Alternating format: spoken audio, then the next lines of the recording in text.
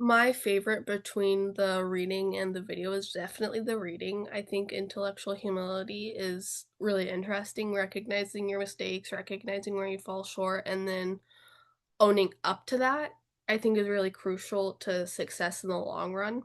We can't do everything on our own, and we need help from other people, and part of getting that help is recognizing when you need it.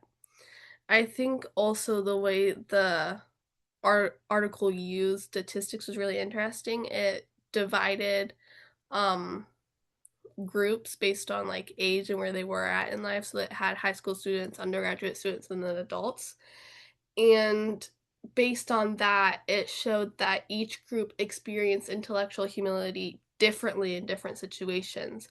And a lot of that has to do with like life experience and whatnot. But I just thought that was interesting how it was able to use statistics to show that life experience and where you are at in life, it affects intellectual humility in a very interesting way, and the way it's expressed is very different.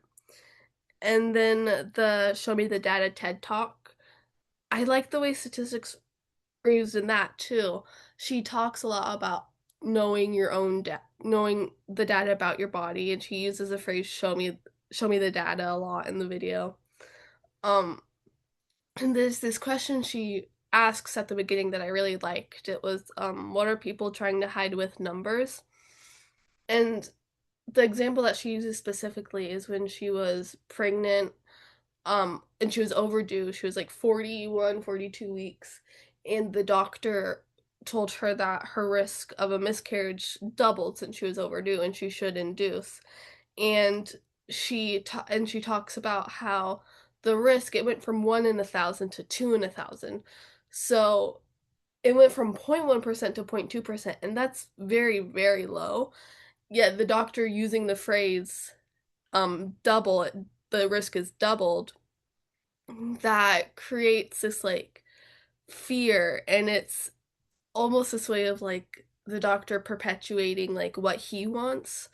um and it's very interesting how just using like a very like general language, it kind of hides the data, it hides what's actually going on. And so I thought that was really interesting, and I thought that she made a lot of good points in that video.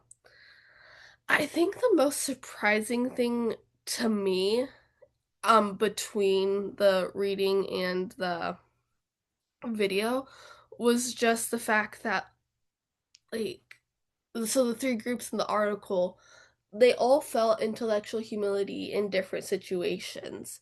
And, like, when you think about it, like, high school and, like, college students, like, there's not that much between them, like, age-wise, but there's a lot that happens. Like, college is a very big experience that can really fundamentally change you, so I just thought it was really interesting how just that just those few years, it can really have a big impact on, like, this one area.